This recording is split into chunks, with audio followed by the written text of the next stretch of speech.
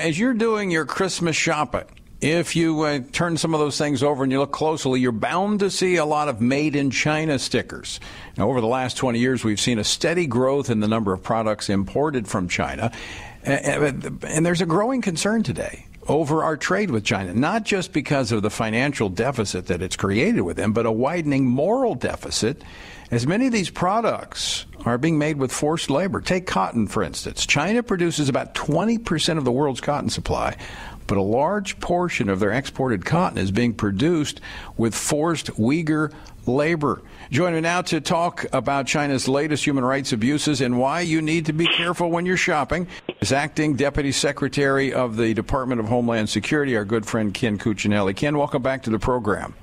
Tony, good to be with you. Now, you recently wrote an op-ed about this saying shoppers beware. What do they need to beware of?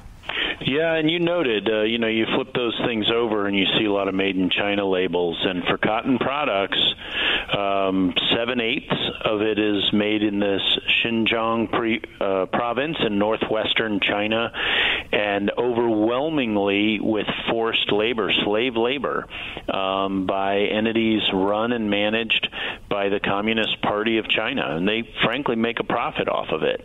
And this is 1 to 3 million people. This is not small potatoes. So that's what they're doing to oppress the minority up there, to try to force them to adopt Han Chinese culture and abandon their own faith and abandon their own culture by force. So while the Chinese may have a planned economy, the principles of supply and demand come into effect here. If we have the demand and we buy this product, they're going to continue to supply it. So indirectly, those companies maybe not so much indirectly, but the companies that certainly use that cotton, and then us as consumers, we indirectly are supporting this forced labor. Well, that's right. And, we have laws on the books in the United States that allow us to block these imports when we can identify them. And part of the challenge is, if you're the Chinese government, you're not going to point to us which one was made by the slave labor and which one was made in ordinary open competition where the laborer had the choice of whether to work there or not.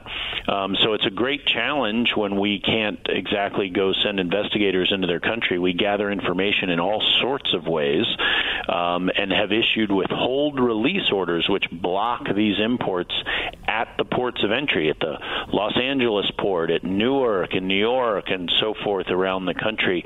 And we've literally stopped hundreds and hundreds of millions of dollars of these products. But ultimately, as you pointed out, Tony, it's supply and demand here. If people simply refuse to buy these products, that is the best policeman of all, is the consumer. Yeah, so we need to put these cheap products in perspective when we're thinking about why are they so cheap, and when you don't have to pay the labor, well, that certainly makes them cheaper, but it comes at a high moral price. Now, Congress has actually tried to address some of this with the Uyghur Forced Labor Prevention Act, which passed the House but has been held up in the Senate, in part because some big companies have been opposing it.